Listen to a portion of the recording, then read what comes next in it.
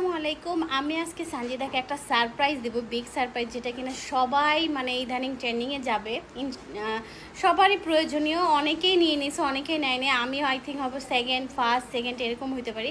যাই হোক, সারপ্রাইজটা এখন আমি সানজিদাকে দিয়ে আসি। আচ্ছা, সানজিদার সারপ্রাইজ এটার ভিতরে সানজিদা হচ্ছে রান্না করছে। সানজিদা, ওমা কি করছো? এটা কি? এটা তোমার gift.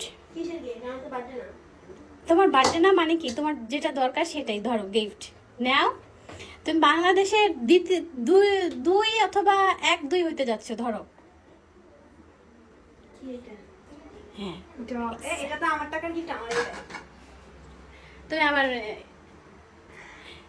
IPhone 17 pro max. Yes, তুমি বাংলাদেশের কেমনে কি? কত নাম্বার বলো তো?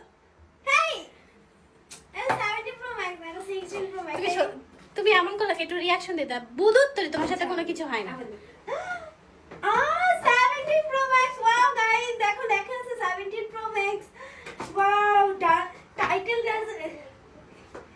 দেখো সানজিদা কত ফেক রিয়াকশন দিতে পারে। কিন্তু 17 প্রো ম্যাক্স তো আর এরকম না, তাই না? এটা দেখ। আমি ভাবছি তুমি রেগে যাবা, তা না, তুমি আরো কি কোনো কিছুই তোমার ভিতর। আচ্ছা, বাংলাদেশে যদি এক দুই তুমি হও, তাহলে তোমার ফিলিংসটা কেমন হবে? এরকম একদমই না, আমি কান্না করে দেবো খুশিতে। তুমি আর যদি তোমাকে সত্যি সত্যি এরকমটা হয়, কি? মানে তোমাকে কাল পরশুর ভিতর দিয়ে দেই। বেরই হয় না এখনো, 20 তারিখে বের হবে। বের হয়ে গেছে, বাংলাদেশের 2-3 জন অলরেডি নিয়ে নিছে। পাগলের মতো কথাবার্তা। যাই হোক, ও কোনো রিয়াকশন দেয়নি, শুধু শুধু আমার কষ্ট বৃথা গেল। সঞ্জিতা কিন্তু কাজ করছে, দেখো গাইস।